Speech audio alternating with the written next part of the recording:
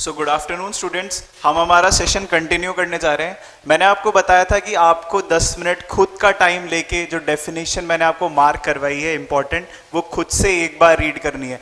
But एक बार मैं आपको दोबारा रीड करवा रहा हूँ जो आपका कंसेप्ट मैंने आपको पढ़ाया हुआ है। Meaning and nature of auditing. N audit is an independent examination. तो ऑडिट क्या है? इंडिपेंडेंट एग्जामिनेशन है। मतलब हम जो चीज एग्जामिन कर रहे हैं, क्या चीज एग्जामिन करेंगे? Financial report, financial data examine करेंगे। उसको क्या करेंगे? इंडिपेंडेंटली करेंगे। मतलब इंडिपेंडेंटली मतलब किसी का भी कोई प्रेशर नहीं होगा। किस एक मिनट गाइस रुकिए, पीडीएफ ओपन कर लेते हैं एक बार अपन। इंडिपेंडेंट एग्जामिनेशन मतलब जो आप एग्जामिन कर रहे हैं फाइनेंशियल डेटा को, वो क्या कर रहे हैं? Without any pressure. मतलब किसी का भी कोई आपके ऊपर प्रेशर नहीं है, चाहे वो आपकी कंपनी है, चाहे वो आपकी कोई मैनेजमेंट है, या फिर खुद आपके जो सीनियर ऑडिटर्स हैं। वो तो क्या है, आप जो कर रहे हैं एग्जामिन इंडिपेंडेंटली कर रहे हैं चीजों को ऑफ फाइनेंशियल इंफॉर्मेशन। तो हम क्या चीज एग्जामिन कर रहे हैं? फाइनेंशियल डेटा एग्जामिन कर रहे हैं। क्यों कर रहे हैं? ताकि हम फाइनेंशियल रिपोर्ट पे हमारा ओपिनियन दे सके। क्या दे सके? ओपिनियन दे सके, हमारा ओपिनियन एक्सप्रेस कर सके। वेदर प्रॉफिट ओरिएंटेड और नॉट, मतलब आपकी जो इंडस्ट्री है जिसकी हम फाइनेंशियल रिपोर्ट को ऑडिट कर रहे हैं, वो क्या हो सकती है? कमर्शियल ऑर्गेनाइजेशन भी हो सकती है और नॉन कमर्शियल ऑर्गेनाइजेशन भी हो सकती है। कमर्शियल कैसे होगी? जब उसका जो मोटिव होगा वो क्या होगा? प्रॉफिट ओरिएंटेड मोटिव होगा। मतलब प्रॉफिट कमाना उसका मोटिव है, वो क्या कहलाएंगी? आपकी कमर्शियल ऑर्गेनाइजेशन। वेयर एज जो आपकी नॉन कमर्शियल ऑर्गेनाइजेशन वो होगी, उनका क्या मतलब है? जो नॉन प्रॉफिट ऑर्गेनाइजेशन है, ठीक है।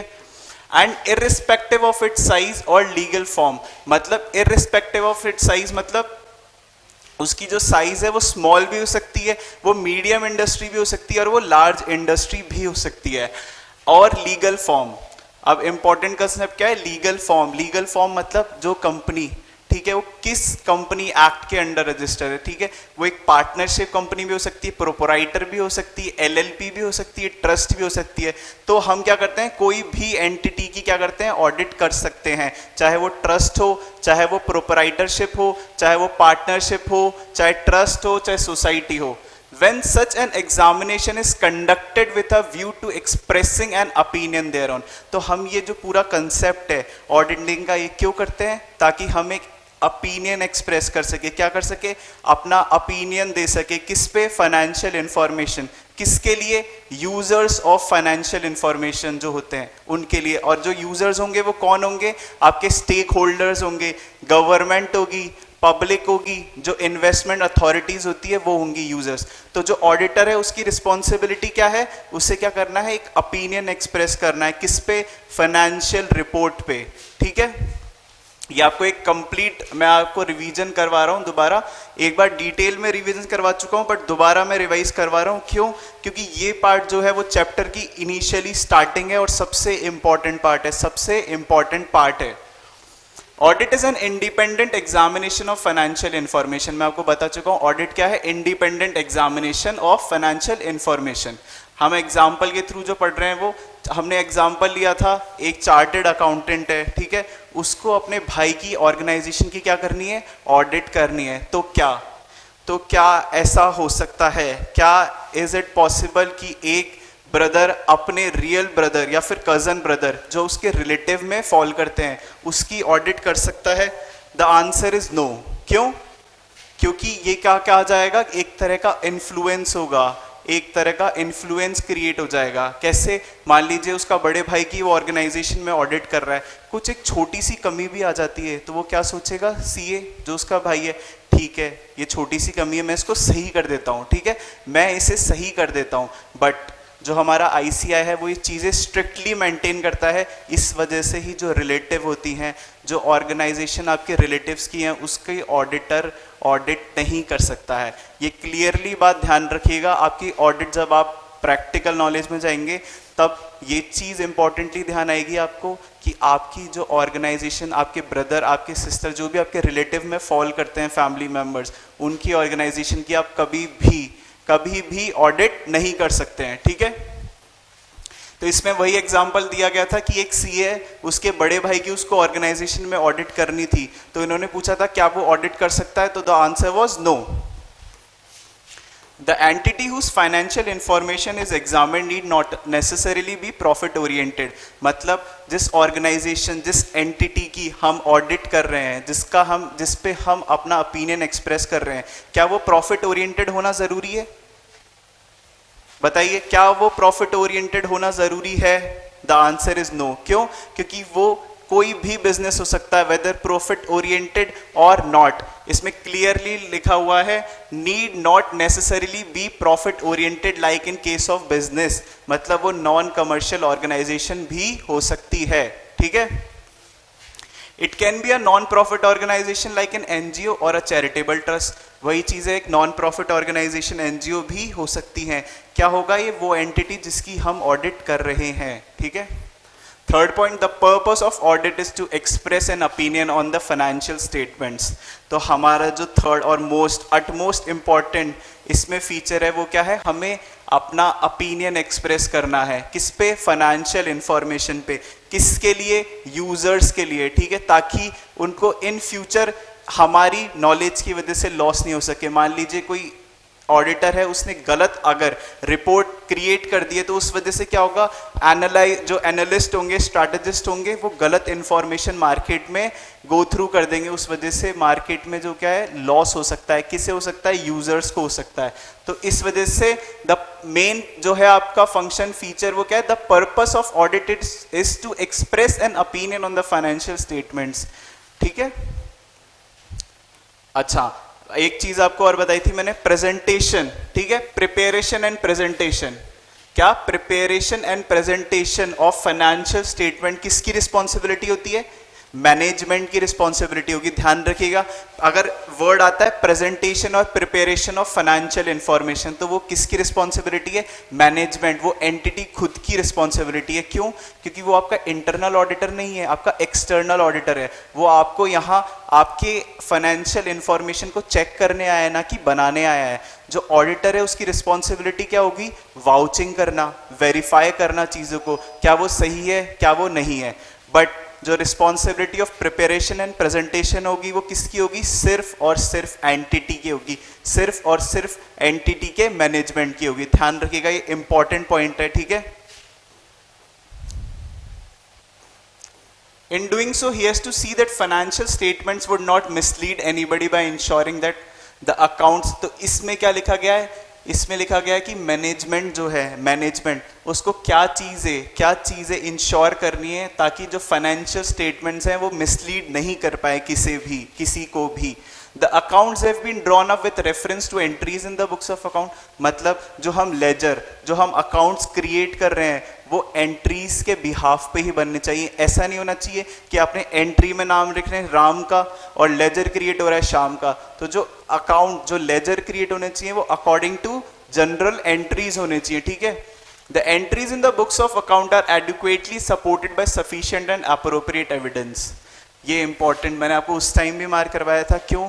क्योंकि आप जब भी ऑडिट करने जाएंगे, मतलब आप अपनी प्रैक्टिकल लाइफ में आर्टिकलशिप में ऑडिट करने जाएंगे, तो ये चीज आपके लिए सबसे इंपॉर्टेंट होगी, सफिशिएंट एंड एप्रोप्रिएट एविडेंस। ये आप कीवर्ड ध्यान कर लीजिए, कीवर्ड मार्क कर लीजिए, सपोर्टिव एंड एप्रोप्रिएट एविडेंस। मतलब आप जब भी वाउचिंग करने जाएंगे, वाउचिंग क्या होता है? आप कहीं भी ऑडिट फर्स्ट टाइम करने जा रहे हैं तो जो भी जनरल एंट्रीज होती है उसमें क्या करेंगे? आप अपने पीसी में टैली खोलेंगे और क्या करेंगे? वहाँ फिल्टर करेंगे कि जैसे 1 अप्रैल टू 31 मार्च, ठीक है। उसमें फिर आप मंथली फिल्टर जाके करेंगे कि अमाउंट, मान लीजिए मैं अमाउंट लेता हूँ 500 रुपीज़ के ऊपर जो भी एक्सपेंसेस हो रहे हैं या फिर इनकम, जैसे मान लीजिए कोई पेट्रोल का एक्सपेंस है, मैंने कोई रद्दी बेची, तो ये क्या हो गया?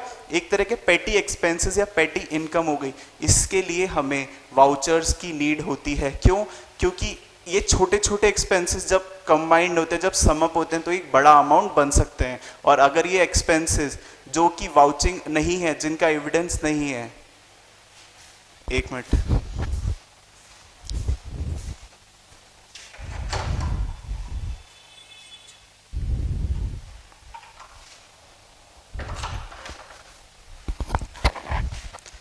तो क्या बताया था मैंने आपको, सफिशिएंट एंड एप्रोप्रिएट एविडेंस, आपको बताया है वाउचिंग करने जाएंगे तो आपको supportive and evident sufficient and appropriate evidence लेना ज़रूरी है, कंपलसरी है, ठीक है। आप ये अपनी प्रैक्टिकल नॉलेज में देखिए, हम केसीसी में जो पढ़ा रहे हैं वो आपको प्रैक्टिकली भी पढ़ाएंगे, थियोरेटिकली भी पढ़ाएंगे। हमारा पढ़ाने का तरीका जो है वो आप देख रहे हैं, इतना डिटेल, इतना डीप जाके पढ़ाएंगे, एक एक लाइन, एक एक पॉइंट जो आपको पढ़ाने लायक है, जो आपको समझ में नहीं आएगा, वो डिटेल में जाके पढ़ाएंगे। आपको एमसीक्यू करने की ज़रूरत नहीं पड़ेगी इन फ्यूचर। क्यों? क्योंकि आपको मैंने पिछली वीडियोस में आपको पता ही है, मैंने आपको एमसीक्यू कैसे मार्क करते हैं वो भी सिखा दिया, ताकि हम इन फ्यूचर जब एग्जाम से पहले का टाइम हमारे पास जितना कम होता है, आपको नहीं समझ में आएगा अभी कितना कम होता है वो एग्जाम का टाइम, सिर्फ आपको 1.5 दिन मिलता है। 1.5 दिन भी मैं बता रहा हूँ क्योंकि बच्चा कोई आके सोएगा तो वो 1 दिन में कन्वर्ट हो जाता है, तो उस टाइम के लिए अभी हमें प्रिपरेशन करनी पड़ेगी, वो हम आपको करवा के देंगे, ठीक है। आपकी जो चीज़ें हैं वो हम अच्छे से याद करवाएंगे। हमको ध्यान है, मैंने जो डेफिनेशन है वो इंपॉर्टेंट डेफिनेशन है, उसको आपको 7 बार रिवाइज करवाया है। आपको ट्रिक बताई है, आपको अभी के अभी मैंने 7 बार रिवाइज करवाया। ऐसे ही जो इंपॉर्टेंट चीज़ होगी, जो आपकी इंपॉर्टेंट डेफिनेशंस होगी, इंपॉर्टेंट टॉपिक्स होंगे, उसको मैं 2-2 बार यहीं रिवाइज करूंगा। बट मैं एक चीज़, एक सपोर्ट आपसे चाहता हूं, जब मैं बोल रहा हूं ना कोई चीज़ को याद करने को, तो उसको करना है, ठीक है। मैंने आपको वो मीनिंग, आपको ओरिजिन ऑफ ऑडिटिंग वाला जो टर्म था वो मैंने लर्न करने को नहीं दिया, ठीक है। उसमें से आपको एमसीक्यू मार्क करवा दिया, बट ये जो था डिफाइन ऑडिटिंग वाला, सिर्फ ये कंसेप्ट आपको याद करने को बोला है, जो आपको करना है, ठीक है, वो आपको करना ही पड़ेगा। अब हम हमारा नया टॉपिक, ठीक है, यहां से हम हमारा नया टॉपिक चालू कर रहे हैं, ठीक है। 1154 से हमारा नया topic 4th, interdisciplinary nature of auditing, relationship with diverse subjects. अच्छा, एक इंपॉर्टेंट बात ध्यान रखिएगा, कभी भी ऑडिट जो होता है, ऑडिटर होता है, वो ऑडिट करने जाता है तो वो सिर्फ और सिर्फ ऑडिटिंग सब्जेक्ट की नॉलेज नहीं रखता है, ठीक है। उसको सारे सब्जेक्ट्स, जो इंटर रिलेटेड सारे सब्जेक्ट्स की नॉलेज होना जरूरी है। कौन कौन से सब्जेक्ट्स? उसको अकाउंटिंग की भी उतनी ही नॉलेज होनी चाहिए जितनी ऑडिटिंग की है, उसको लॉ की भी उतनी नॉलेज होनी चाहिए, उसको economics, behavioural science, stats, data, financial, production, सबकी नॉलेज होना ज़रूरी है। इंटरडिसिप्लिनरी मतलब जो आसपास, जो उसके आसपास जो चीज़ें हैं, जो सब्जेक्ट्स हैं, उसकी भी ऑडिटर को कंप्लीट नॉलेज होना कंपलसरी है, ठीक है। सिर्फ ऑडिटिंग की नॉलेज होने से कोई ऑडिटर अच्छा नहीं बन जाएगा। ऑफकोर्स वो एक ऑडिटर बन जाएगा, बट जो एक अच्छे ऑडिटर और ऑडिटर में डिफरेंस होगा वो इसी बेसिस पे होगा कि वो सारे और सब्जेक्ट्स की नॉलेज भी रखता है, ठीक है, और सब्जेक्ट्स की नॉलेज भी रखता है। Auditing is interdisciplinary in nature. It draws from diverse subjects including accountancy, law, behavioral science, वही जो आपको मैंने subjects बताए हैं। Since audit of financial statements is concerned with financial information, a sound knowledge of accounting principle is fundamental required। मतलब since audit of financial statement is concerned, मतलब हम financial numbers की auditing कर रहे हैं, मतलब हम terms in numbers की auditing कर रहे हैं, तो हमारे को जो सबसे ज़रूरी होगा सब्जेक्ट अदर देन ऑडिटिंग, वो क्या होगा? अकाउंटिंग प्रिंसिपल्स को फॉलो करना। Requirement for an auditor of financial statements to conduct audit and express an opinion. Similarly, good knowledge of business laws and various taxation laws helps auditor to understand financial statements in a better way in accordance with the applicable laws। मतलब जो वहाँ के rules and regulation है, जो business laws है, जो taxation laws है, उसकी knowledge auditor को होने से क्या होगा? वो in future जो उस पे cases या फिर जो firm पे cases लग रहे हैं, जो मैनेजमेंट को भी नहीं पता, मान लीजिए मैनेजमेंट ने क्या किया, आपको बताया मैंने, उसकी रिस्पॉन्सिबिलिटी क्या है? प्रेजेंट करना, प्रिपेयर करना। मान लीजिए मैनेजमेंट को याद नहीं रहा कि ये लॉ जो है, उसकी वजह से हम ये अकाउंटिंग स्टैंडर्ड यहाँ अप्लाई मैनेजमेंट के द्वारा जो मैनेजमेंट पूरी नहीं कर पाया, फिर वो मैनेजमेंट भूल गया, तो एज एन ऑडिटर हम वो चीज़ कंसिडर करेंगे और बेटर वे में परफॉर्म कर पाएंगे, ठीक है। During course of audit, auditor has to interact with lot of person for seeking information and making inquiries। मतलब जो ऑडिटर होता है, ऑडिट के टाइम उसे काफ़ी लोग, मतलब एम्प्लॉय, आपका कोई भी एक्सटर्नल कस्टमर हो गया या फिर कोई सप्लायर हो गया, सबसे बात करनी पड़ती है। This can be done only if one has knowledge of human behaviour. अगर आपके पास ह्यूमन बिहेवियर मतलब आपने अच्छे से बात करना, ठीक है, ये सब सीखा हुआ है ढंग से। स्टडी करना मतलब ये नहीं है कि आप ह्यूमन बिहेवियर कोई सब्जेक्ट है, ये आपको इनबिल्ट आएगी, आप में इन पर्सन बातें करके इनबिल्ट अपने आप चीज़ें बनेंगी, तो वो होना भी इंपॉर्टेंट है। क्यों? क्योंकि ऑडिट के टाइम ऑडिटर को बहुत सारी डिफ़िकल्टीज़ का सामना पड़ता है। क्यों? क्योंकि अगर मान लीजिए कोई फ्रॉड करना चाह रहा है, तो अगर उसमें सीनियर मैनेजमेंट इन्वॉल्व है, तो आप चाहे किसी एम्प्लॉय से बात कर लीजिए, चाहे किसी से बात कर लीजिए, आप अगर उनके फेस एक्सप्रेशन नहीं देखेंगे तो आप पता नहीं लगा पाएंगे। अगर आप ढंग से समझेंगे नहीं चीज़ें कि अच्छा ये तो फ्रॉड वाली चीज़ें हो रही हैं, ठीक है, तो आपको ह्यूमन बिहेवियरल वाला कंसेप्ट भी एक तरह से आना ज़रूरी है, ताकि आप नॉलेज जो है आपकी बढ़ा सकें। आप जो चीज़ें हैं, अगर फ्रॉड डिटेक्शन जो टेक्निक है उसको अच्छे से प्रॉपरली यहाँ इम्प्लीमेंट कर सकें, ठीक है। Auditor use statistical method to draw samples in a scientific manner. Function है, it is not possible for an auditor to check each and every transaction, so use of statistical methods to draw samples for conducting audit is made। मतलब जैसे हम statistical method का use करते हैं, छोटे छोटे जो samples होते हैं वो हम extract करते हैं और उसके basis पे पूरे group की हम knowledge आगे transfer करते हैं, आगे forward करते हैं। Knowledge of subject like economics helps auditor to be familiar with overall economic environment in which specific business is operating। मतलब वही इकोनॉमिक्स की आपको ऊपर बताया गया स्टैटिस्टिकल डेटा के, यहाँ बताया गया इकोनॉमिक्स की अगर नॉलेज होगी तो आपको पता रहेगा कौन से इन्वायरमेंट में कैसे उस फर्म को, उस ऑर्गेनाइजेशन को वर्क करना है। Financial management deals with issues such as funds flow, working capital management, ratio analysis, etc। तो आपका जो फाइनेंशियल मैनेजमेंट वाला सब्जेक्ट है वो किस में हेल्प करेगा? आपको रेशियो एनालिसिस में हेल्प करेगा, आपकी वर्किंग कैपिटल का अटमोस्ट यूटिलाइज करना आपको उसमें हेल्प करेगा, ठीक है। And an auditor is expected to be knowledgeable about these for applying some of audit procedures and carrying out audit effectively।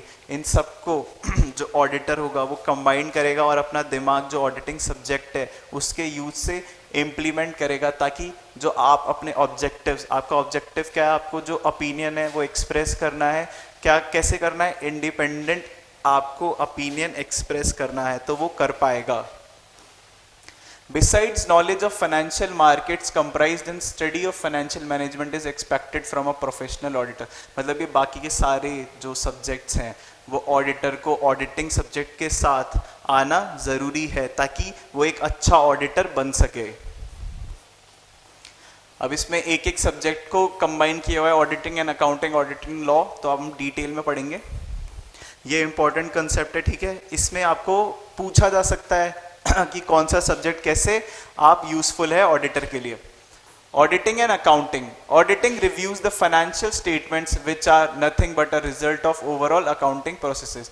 तो क्या है ऑडिटिंग? क्या है? वो रिव्यू करता है जो फाइनेंशियल स्टेटमेंट्स, फाइनेंशियल डेटा का, which are nothing but a result of overall accounting processes. मतलब जो अकाउंटिंग प्रोसेसेस हैं वो इम्प्लीमेंट हुए हैं, उसी की वजह से क्या हुआ है, ये जो हमारा फाइनेंशियल डेटा है वो प्रिपेयर हुआ है, ठीक है। तो ऑडिटिंग क्या करता है? वही चीजें रिव्यू करता है जो अकाउंटिंग प्रोसेस के थ्रू इंप्लीमेंट होके बनी है, ठीक है।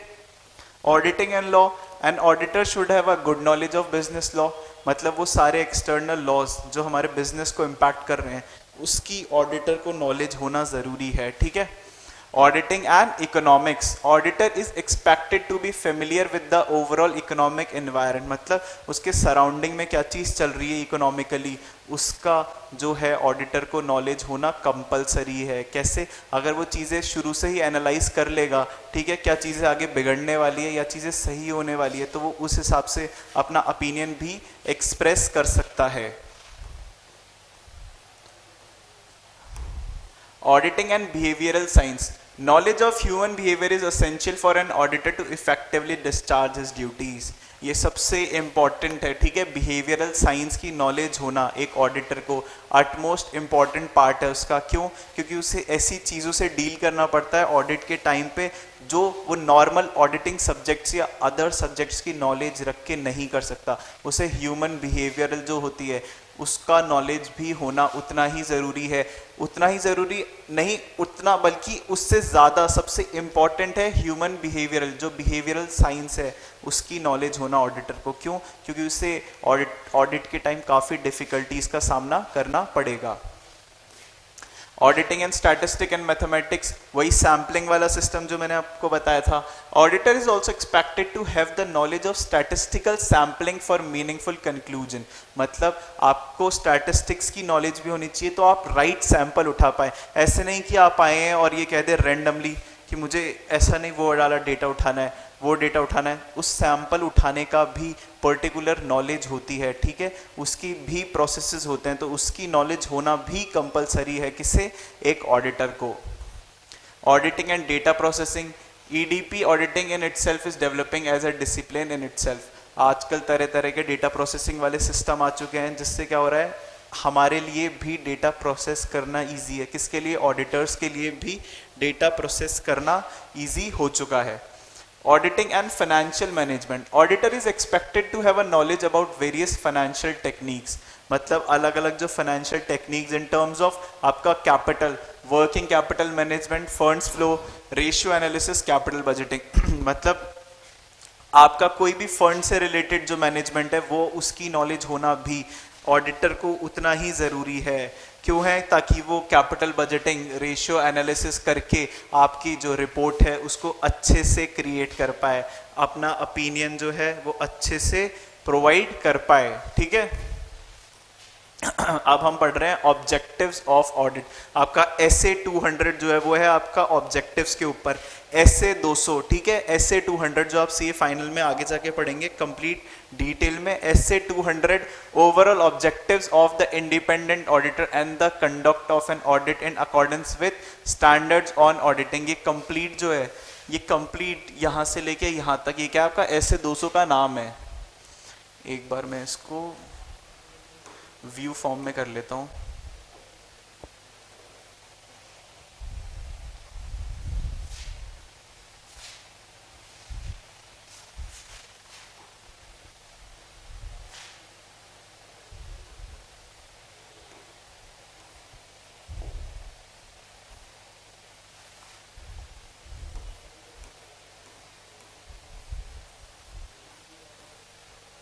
ठीक है, in conducting audit of financial statements, objectives of auditor in accordance with SA 200, मतलब आप ऑडिट ऑफ फाइनेंशियल स्टेटमेंट्स के टाइम जो ऑब्जेक्टिव्स हैं वो क्या वो किस पर्टिकुलर एसए में आएगा? आपका एसए 200 में। ध्यान रखिएगा, SA 200 overall objectives of the independent auditor, ठीक है, of the independent auditor and the conduct of an audit in accordance with standards on auditing, ठीक है। तो ये कंसेप्ट क्या है आपका एसए 200 का, ये क्या आपका एक ऑब्जेक्टिव है। क्या ऑब्जेक्टिव है वो नीचे हम पढ़ेंगे डिटेल में। To obtain reasonable assurance about whether the financial statements as a whole are free from material misstatement. तो हम क्या करते हैं, मैंने आपको एक चीज बताई थी, अश्योरेंस दो टाइप के होते हैं, एब्सोल्यूट और रीजनेबल। एब्सोल्यूट और रीजनेबल, ठीक है। एब्सोल्यूट अश्योरेंस कैसा अश्योरेंस होता है? जिसमें जो ऑडिटर होता है वो 100% गारंटी देता है कि ये जो मटेरियल, ये जो एंटिटी है, ये जो फर्म है, they are free from material misstatement. Material misstatement क्या होता है? अब क्योंकि यहाँ सारे कीवर्ड्स इंटर रिलेटेड है, अब मैं आपको बताता हूँ मटेरियल मिस स्टेटमेंट क्या होता है। मटेरियल मिस स्टेटमेंट क्या होता है? ऐसी गलतियाँ जो डीपली इम्पैक्ट करेगी आपकी फर्म, आपकी इंडस्ट्री को, जो वैल्यू में कहीं गुना ज़्यादा है, जिससे आपकी जो फर्म है उस पर अच्छा खासा इम्पैक्ट आ सकता है, ठीक है। तो वो क्या होगा? Material misstatement. तो यहाँ क्या क्या कहा गया है? ऑब्जेक्टिव ऑफ ऑडिटिंग क्या है? To obtain reasonable assurance, to obtain reasonable assurance about whether the financial statements are whole are free from material misstatements। मतलब वो क्या दे रहा है? कंप्लीट अश्योरेंस, 100% अश्योरेंस नहीं लेना है ना ही देना है। तो वो हमें क्या, ऑब्जेक्टिविटी क्या है? हमें ऑब्टेन करना है reasonable assurance that the financial statements are free from material misstatements whether due to fraud और एरर। मतलब वो जो मिस स्टेटमेंट हुआ है वो चाहे फ्रॉड से हुआ है या फिर गलती से हुआ है, thereby enabling the auditor to express an opinion on whether the financial statements are prepared in all material respects। तो इसमें क्या लिखा है, thereby enabling the auditor to express an opinion। तो वो क्या करेगा, आपको जो ऑडिटर है उसको इनेबल करेगा ताकि वो अपना ओपिनियन एक्सप्रेस कर सके। Whether the financial statements are prepared, जो फाइनेंशियल स्टेटमेंट्स किसने प्रिपेयर किया है, मैनेजमेंट ने प्रिपेयर किया है, इन ऑल मटीरियल रिस्पेक्ट मतलब सारे रिस्पेक्ट्स में, is accordance with an applicable financial reporting framework. मतलब जो फाइनेंशियल रिपोर्ट प्रिपेयर हुई है क्या वो एप्लीकेबल फाइनेंशियल रिपोर्टिंग फ्रेमवर्क उस पर एप्लीकेबल है। मतलब जो फ्रेमवर्क जो फाइनेंशियल रिपोर्टिंग में लगने वाले प्रोसेसेस हैं जो एएस हैं वो प्रॉपरली अप्लाई हुए हैं या नहीं हुए हैं। ठीक है, to report on the financial statements and communicate as required by the essays in accordance with the auditor's finding। मतलब जो रिपोर्ट उसने फाइनेंशियल स्टेटमेंट पे बनाई है उसको कैसे रिपोर्ट करना है, ठीक है, और कम्युनिकेट कैसे करना है एज रिक्वायर्ड बाय एसे। मतलब आपको आगे जाके जो एसेज होंगे उसमें बताएगा हाउ टू कम्युनिकेट जो भी आपने ओपिनियन बनाया है। मैंने आपको बताया था अगर मान लीजिए उसने एडवर्स ओपिनियन बना दिया, अनक्वालिफाइड ओपिनियन बना दिया, ठीक है, तो उसको कैसे एक्सप्रेस करना है ये क्या बताएगा आपको इन फ्यूचर। आपके जो एसेज आप पढ़ेंगे वो बताएंगे।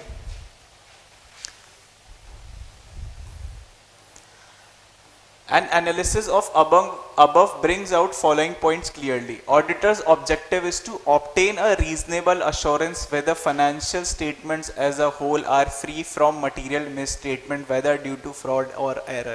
ये complete जो line है ये आपका क्या है, objectivity। क्या है objectivity, objectives of audit, ठीक है। और आपको ये लिखना है according to essay 200, फिर ये पूरी लाइन और ये दोनों कंसेप्ट लिखने हैं, ठीक है। ए और पार्ट बी करके ध्यान रखिएगा, ए पार्ट अलग करना है, बी पार्ट अलग करना है। क्यों करना है, अगर आप मर्ज कर देंगे, मान लीजिए आपने ए पार्ट बी पार्ट में लिखा तो आपके जो नंबर है वो कट जाएंगे, ध्यान रखना। फिर आपको हाफ मार्क्स, आधे मार्क्स ही मिलेंगे उसके। क्यों, क्योंकि जो आंसर कीज आती है ना, आंसर कीज, उसमें पार्ट ए अलग कर रखा होगा, उसका मार्क अलग होगा, पार्ट बी जो कर रखा है उसका मार्क्स अलग होगा, ठीक है। अगर आप कंबाइन कर देंगे, पैराग्राफ फॉर्म में लिखेंगे तो आपको उतने नंबर नहीं मिल पाएंगे, चाहे आप answer as it is same लिख दें, ठीक है।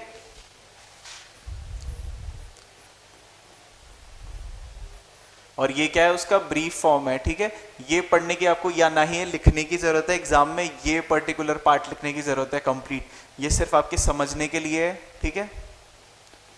Reasonable assurance is to be distinguish from absolute assurance, ये हम पहले ही पढ़ चुके हैं। एब्सोल्यूट अश्योरेंस और रीजनेबल अश्योरेंस में डिफरेंस। जो एब्सोल्यूट अश्योरेंस होता है वो क्या है, कंप्लीट अश्योरेंस और गारंटी, ठीक है।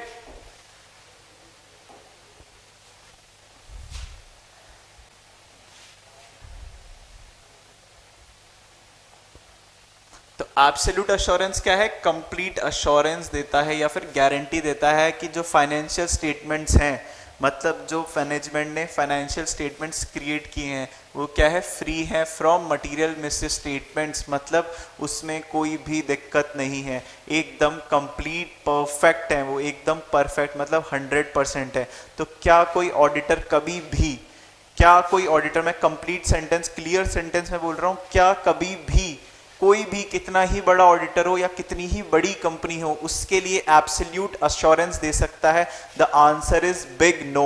ना ही कोई बड़ा ऑडिटर, ना ही मान लीजिए कोई बहुत ही अच्छा ऑडिटर है जिसने कभी गलती नहीं की लाइफ में, वो भी कभी एब्सोल्यूट अश्योरेंस नहीं दे सकता। ना ही उस कंपनी के लिए कोई ऑडिटर दे सकता है जिसकी आज तक गलती नहीं आई हो, ना या फिर वो बहुत बड़ी अपने आप में एक ऑर्गेनाइजेशन हो। तो कभी भी लाइफ में कोई भी ऑडिटर एब्सोल्यूट अश्योरेंस नहीं देगा। However, reasonable assurance is not a complete guarantee, although it is a high level of assurance, but it is not complete assurance। वही चीज जो आपकी reasonable assurance है वो 100% assurance नहीं है, but it is a high level of assurance जो हमें required होती है, जो user को required होती है, उस level की assurance reasonable assurance provide करता है। Audit of financial statement is carried out by the auditor with professional competence and skills in accordance with standards. मतलब जो भी ऑडिट कर रहा है फाइनेंशियल स्टेटमेंट्स की, उसके पास वो स्किल्स, उसके पास वो कॉम्पिटेंस होगा ही होगा, जो आपके अकॉर्डेंस होंगे एसेस के। आप इन फ्यूचर जाके एसेस एक एक ऐसे को डिटेल में पढ़ेंगे, ठीक है। ऐसे 200, ऐसे 220 सारे जो हैं वो रिलेटेड आएंगे। अभी आपको धीरे धीरे उनका स्मॉल ब्रीफ मिल जाएगा, बट इन डिटेल जो है वो आप फाइनल में जाके पढ़ेंगे। Audit procedures are applied in accordance with essays. Audit evidence is obtained and evaluated. इसमें क्या होता है, आपके जो audit evidence होता है उसको क्या करता है, आप कौन obtain कौन करेगा audit evidence? ऑडिटर करेगा। ध्यान रखना, मैनेजमेंट कभी ऑडिट एविडेंस ऑब्टेन नहीं करती है। जो ऑडिटर होता है उसको खुद को ही जो ऑडिट एविडेंस है उसको ऑब्टेन करना पड़ता है। एंड इवेल्युएट मतलब उसको वो चीज़ें इवेल्युएट करनी है, क्या मैंने जो ऑडिट एविडेंस ऑब्टेन किया है वो सही है या वो गलत है, या फिर मुझे और कोई ऑडिट एविडेंस भी ऑब्टेन करना है। On basis of that conclusions are drawn and opinions is formed. It leads to high level of assurance which is called reasonable assurance, but it is not absolute assurance. Of course कभी भी कोई भी auditor absolute assurance नहीं देगा। हर auditor अगर उसको सही लगता है काम तो वो क्या देगा, रीजनेबल अश्योरेंस। अगर उसे काम सही नहीं लगता तो वो क्या करेगा, उस पर अपनी ओपिनियन देगा। वो क्या देगा, मॉडिफाइड ओपिनियन देगा या एडवर्स ओपिनियन देगा, ठीक है।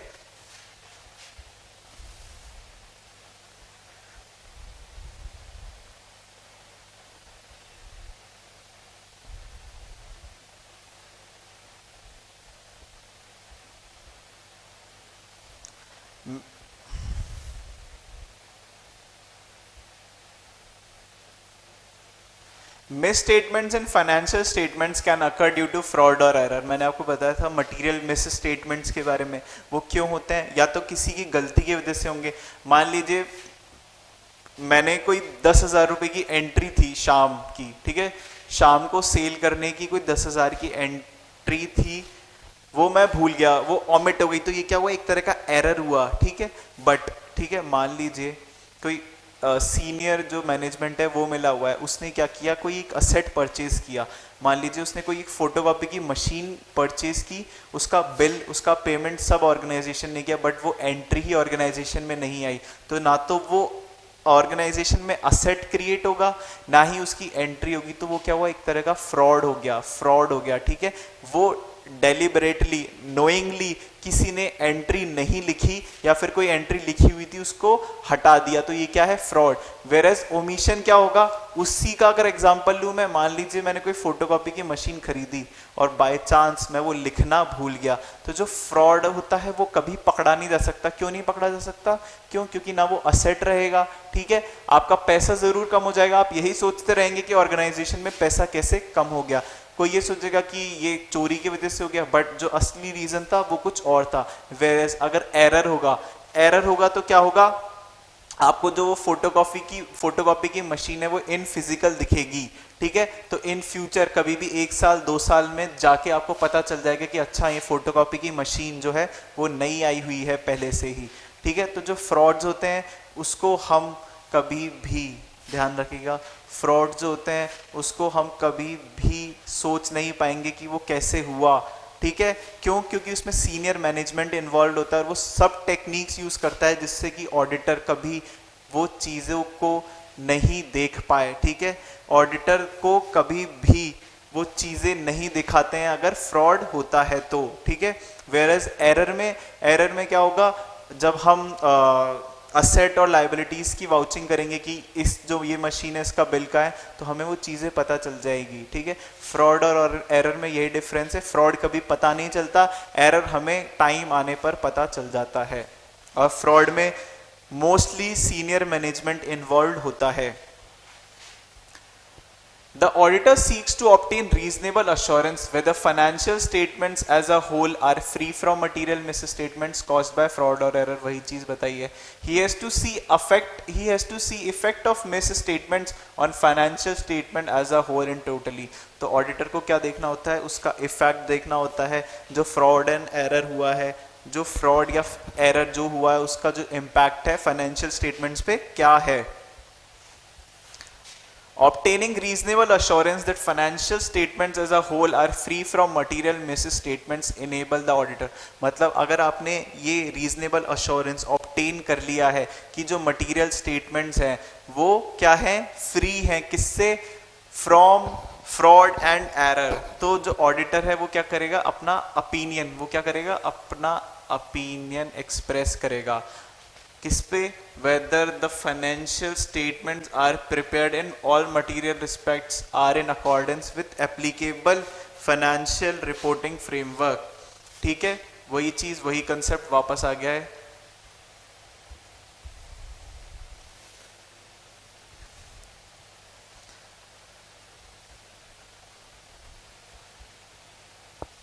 The opinion is reported and communicated in accordance with audit findings through a written report। तो इसमें क्या बताया गया है कि जो मैंने opinion express किया था, अब वो जो audit report है उसको मैं कैसे आगे communicate करूँगा, तो उसमें क्या लिखा गया है, through a written report as required by SA। ठीक है, तो इसमें क्या होगा, थ्रू अ रिटन रिपोर्ट, मतलब आपको एक रिपोर्ट, पर्टिकुलरली एक अलग से रिपोर्ट बनानी पड़ेगी जो आपकी मीटिंग, जो आपकी स्टेक होल्डर्स की मीटिंग होगी उसमें रीड आउट होगी। तो ये क्या कहा गया है, कैसे हमें इन अकॉर्डेंस विथ ऐसे वो रिपोर्ट क्रिएट करनी है।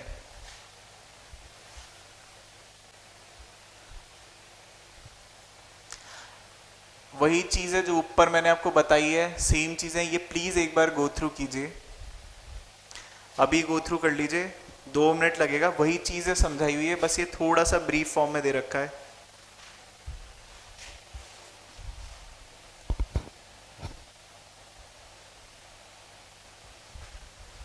ठीक है, एक बार पॉज करके देख लीजिएगा प्लीज, है ना। एक बात ध्यान रखना, मैं आपको कंसेप्ट वाइज पढ़ा रहा हूँ, मैं आपका टाइम वेस्ट नहीं करूंगा, जो डिटेल में चीज़ें पढ़ाने की है वो मैं डिटेल में सारी चीज़ें पढ़ा रहा हूँ, मैं आपका टाइम वेस्ट नहीं करूंगा फालतू की चीज़ें इन बिटवीन लाके। ठीक है, ये इंपॉर्टेंट क्यों है, क्योंकि मैंने पढ़ा हुआ है, मुझे पता है कितना हार्ड है। आप समझेंगे, आप समझिए बात, आपकी जो क्लास होनी चाहिए ना वो जल्दी से जल्दी कंप्लीट होनी चाहिए। मैं आपको एक टिप दे रहा हूँ कि आपकी जो क्लास होनी चाहिए वो आप अच्छे से पढ़ो। ठीक है, एक ओपन माइंड से पढ़ो, ऐसे नहीं कि भाई मैं बहुत सारी क्लास एक साथ है, आपका लॉ सब्जेक्ट स्टार्ट करना है फिर ऑडिट करना है। क्यों, क्योंकि ऑडिट क्या है, आप इन फ्यूचर जो आप ऑडिट करने जा रहे हैं आपकी लाइफ में, मतलब आप जब ट्रेनिंग पे जाएंगे तो उसके बारे में आप पहले से ही एक तरह से पढ़ के जा रहे हैं।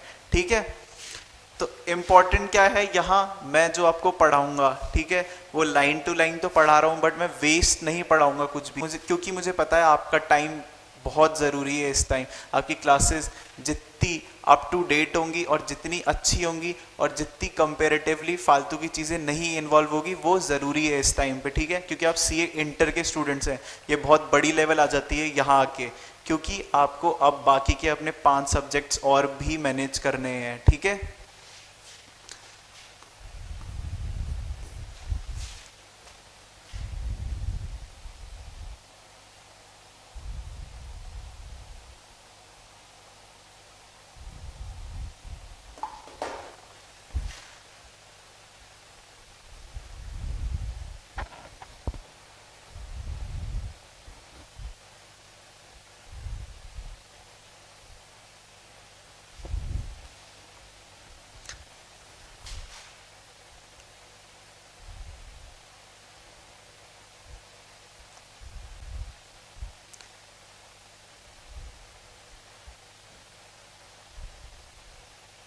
Scope of audit, what it includes, मतलब क्या चीज़ें जो ऑडिट इंक्लूड करता है, इसको हम डिटेल में पढ़ेंगे, ये आपका इंपॉर्टेंट पार्ट है। ठीक है, आफ्टर मीनिंग और आफ्टर ओवरऑल ऑब्जेक्टिव, ये आपका कंसेप्ट नया आया है जो है scope of audit.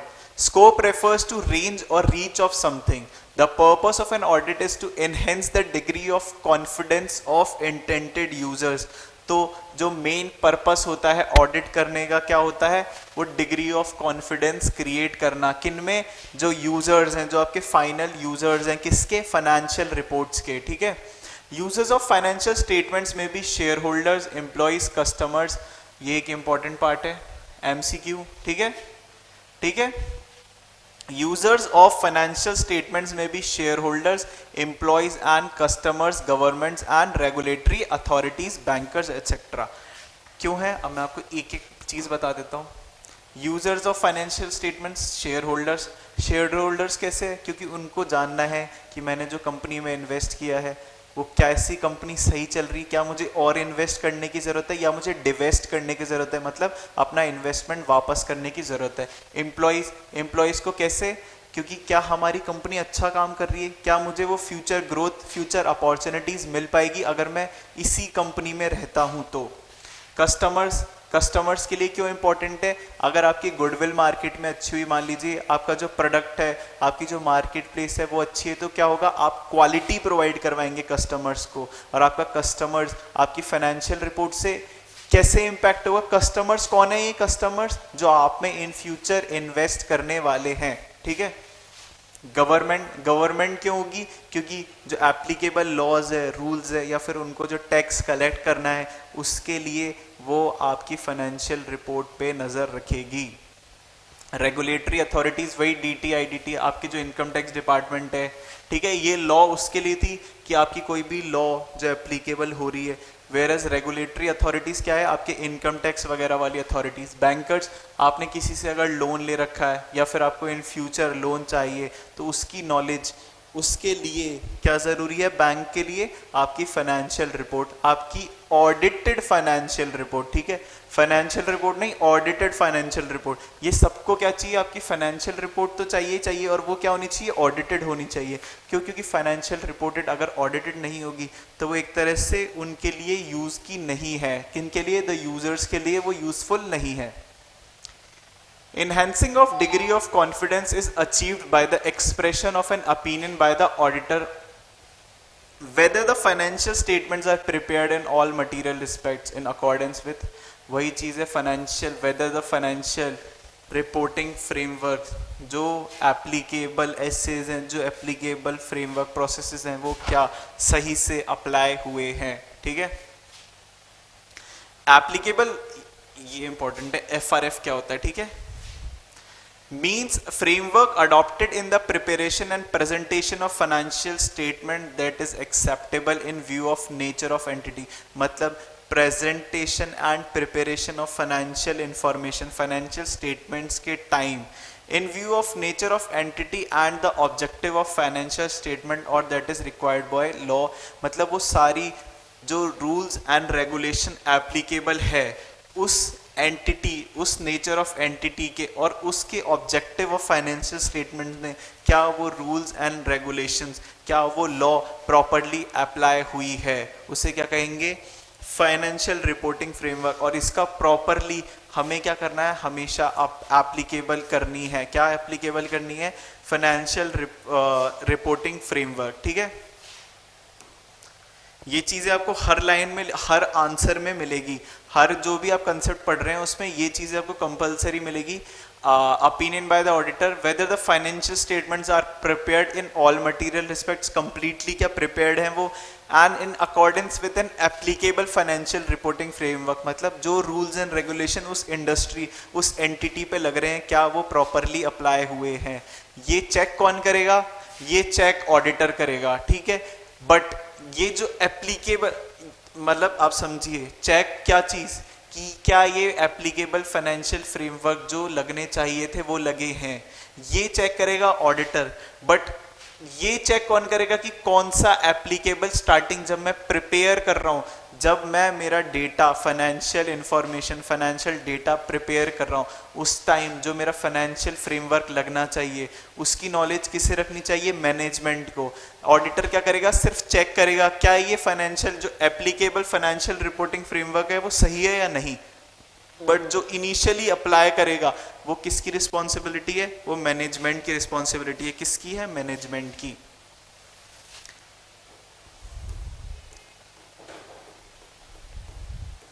For example, in case of companies in India, financial reporting framework is provided under Schedule 3 of Companies Act. The following points are included in scope of audit of financial statements.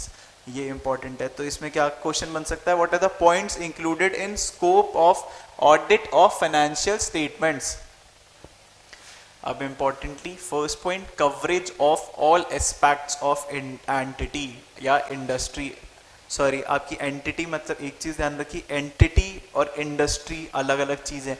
Entity smaller terms में use है, small एक organisation है, individual, where as जो industry है वो combination है, combination of बहुत सारी ऑर्गेनाइजेशंस का कॉम्बिनेशन होगा, वो क्या होगा, इंडस्ट्री होगी। एंटिटी और ऑर्गेनाइजेशन क्या है, अपने आप में एक इंडिविजुअल कंपनीज हैं, ठीक है, और इन एंटिटीज का क्लस्टर्स बन के क्या बनता है, इंडस्ट्री बनती है, ठीक है। Audit of financial statement should be organised adequately to cover all aspects of entity relevant to the financial statements being audited, मतलब ईच एंड एवरी एस्पेक्ट जो फाइनेंशियल इंफॉर्मेशन, फाइनेंशियल डेटा का है वो यहाँ कवर होना चाहिए।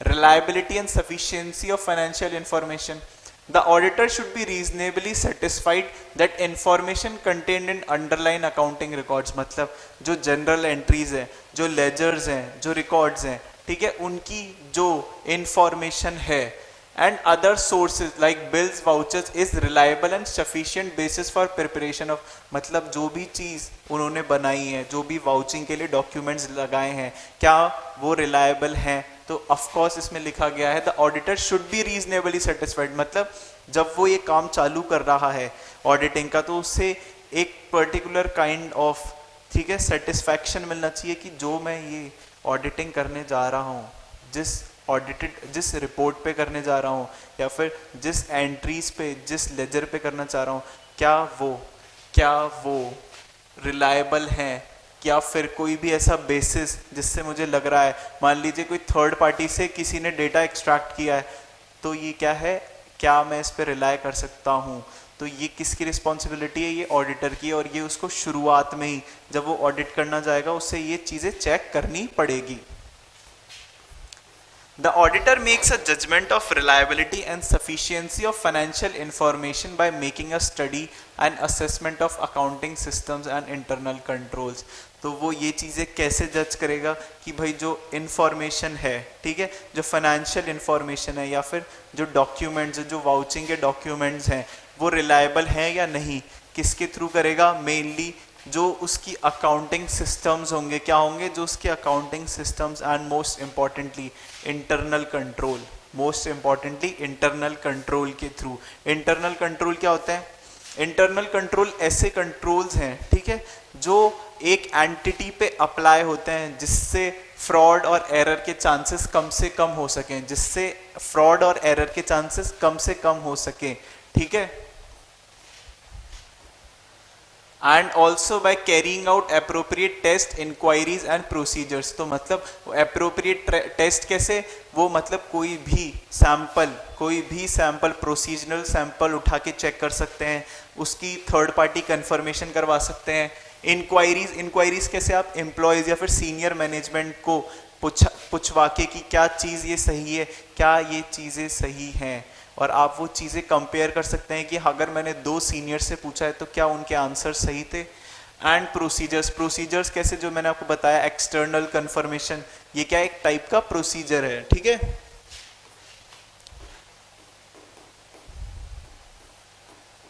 Proper disclosure of financial information, the auditor should also decide whether relevant information is properly disclose, मतलब जो इंफॉर्मेशन नीडेड थी, जो रिक्वायर्ड थी, वो क्या कंप्लीटली डिस्क्लोज की गई है। He should also keep in mind applicable statutory requirements in this regard, जो भी एप्लीकेबल आपके स्टैट्यूटरी रिक्वायरमेंट्स हैं उसे भी ऑडिटर को हमेशा ध्यान में रखना है, एक तो एसेज को और स्टैट्यूटरी रिक्वायरमेंट्स को, जो भी आपके स्टैट रिक्वायर्ड होगी उनके लिए। It is done by ensuring that financial statements properly summarize transaction and events recorded therein and by considering the judgments made by management in preparation, मतलब वो कैसे इंश्योर करेगा कि जो फाइनेंशियल स्टेटमेंट्स है वो कंप्लीटली डिस्क्लोज कर गए हैं, कैसे करेगा, events recorded therein and by considering the judgments made by management, मतलब जो जजमेंट बनाए किसने, मैनेजमेंट ने, ठीक है, उसके थ्रू ये क्या सोचेगा कि जो आपके डिस्क्लोजर्स हैं वो कंप्लीट हुए हैं या नहीं, मतलब वो जजमेंट ऑफ मैनेजमेंट के ऊपर डिपेंड करेगा, उसकी जो कॉम्पिटेंसी होगी, जो स्किल्स होगी किसकी, मैनेजमेंट पे, उस पे डिपेंड करेगा आपका क्या, कि क्या ये जो प्रॉपरली रिकॉर्ड्स हैं वो प्रॉपरली डिस्क्लोज हुए हैं। और इसके एडिशनल वो क्या करेगा, टेस्ट एंड प्रोसीजर्स जो उसने ऊपर लगाए हैं वो पर्टिकुलर सारे प्रोसेसेस यहाँ लगाएगा, ताकि वो अगर उसे कोई चीज़ लग रही है कि अच्छा ये आधी अधूरी है या फिर इन्होंने लास्ट टाइम में ये चीज़ें ऐड की है, तो वो क्या करेगा, उसके लिए एक्सटर्नल प्रोसीजर्स लगाएगा। The management responsible for preparation and presentation of financial statements makes many judgments in this process. वो क्या करते हैं, बहुत सारे judgments बना के देते हैं किसको, ऑडिटर को। For example choosing of appropriate accounting policies, various accounting issues like choosing method of charging depreciation. तो उनकी क्या है, अलग अलग एनालिटिकल स्किल्स होती है, हर मैनेजमेंट की अलग अलग लेवल की सोच है। बट यहाँ ऑडिटर जो है उसकी रिस्पॉन्सिबिलिटी है ये चीज़ें चेक करना कि जो हमारा ऑडिटेड, जो हमारा फाइनेंशियल स्टेटमेंट है वो पूरा डिस्क्लोज हुआ है या फिर वो ट्रू एंड फेयर जिस पे हम रिलाई कर सकते हैं। ठीक है।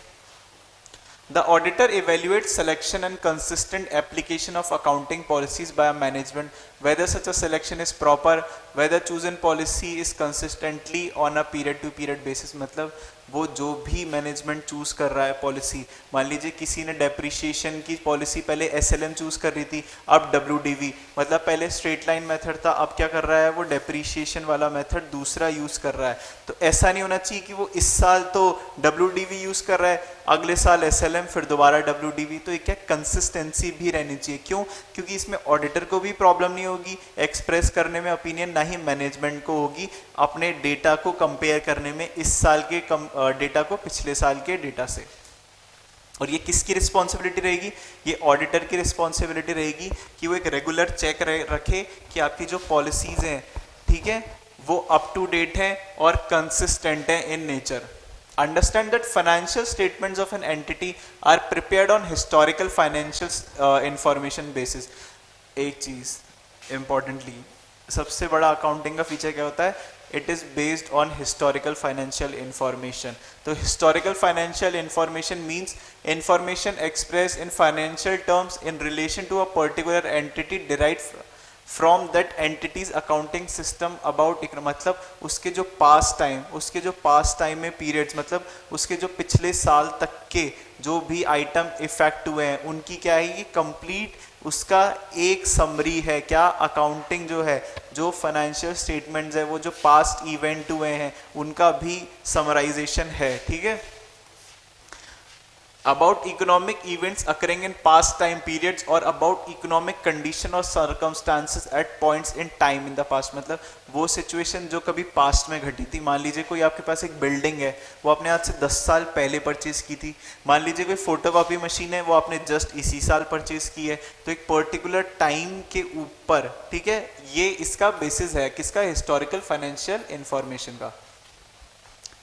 For example, when purchases and sales are reflected in financial statements of an entity, these are examples of historical financial information। These are about transaction which has occurred। जो भी purchase and sales के आपके order हैं वो क्या है, एक तरह से पास्ट हिस्ट्री क्रिएट हो चुकी है जिसका अभी हम ऑडिट कर रहे हैं। Since financial statements are prepared on the basis of historical financial information, since financial statements are prepared, ये कौन करेगा, मैनेजमेंट करेगा, on the basis of historical financial, ठीक है, on the basis of historical financial information, मतलब पुरानी information के ऊपर जो डेटा प्रिपेयर हो रहा है। It is logical that audit of financial statement is also based upon such historical financial information. मतलब जो ऑडिट होगी ऑफकोर्स वो भी इन्हीं चीज़ों पे डिपेंड होगी। Therefore, audit of financial statement is based upon historical financial information।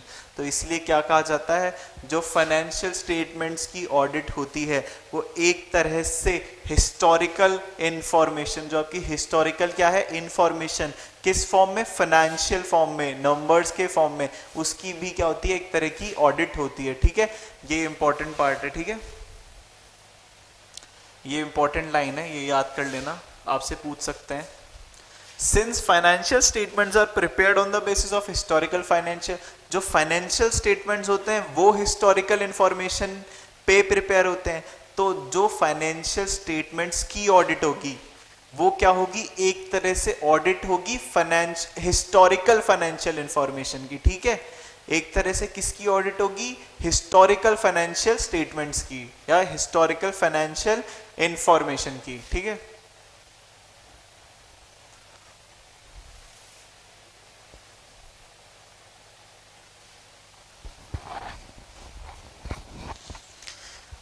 तो अराउंड 1 घंटे की क्लास बन चुकी है। अब हम ये concept 6.1 scope of audit what it does not include, ये नेक्स्ट सेशन में करेंगे, मतलब अभी करेंगे, नेक्स्ट सेशन मतलब 10 से 15 मिनट का ब्रेक लेके। आप वो प्लीज़ चीज़ें रिवाइज करिएगा, है ना। इंपॉर्टेंट आई हैं इसमें, ओवरऑल ऑब्जेक्टिव वाली बात इंपॉर्टेंट है, ठीक है।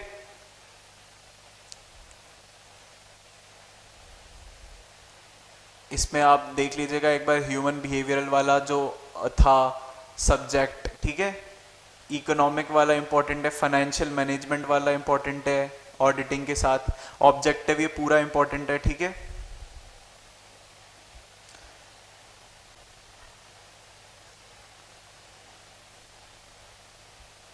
इसमें आपका थर्ड वाला पार्ट इंपॉर्टेंट है, proper disclosure of financial information, और ये पार्ट, ये लाइन इंपॉर्टेंट है, ठीक है। ये पर्टिकुलर लाइन इंपॉर्टेंट है, ठीक है। कौन सी, ये पर्टिकुलर लाइन, ठीक है। सिंस फाइनेंशियल स्टेटमेंट्स ये आपको मैंने पढ़ा ही दिया है, ठीक है। अगली क्लास में कंटिन्यू करते हैं, थैंक यू। और प्लीज़ ये पढ़ लीजिएगा, अभी पढ़ लीजिएगा एक बार कंसेप्ट।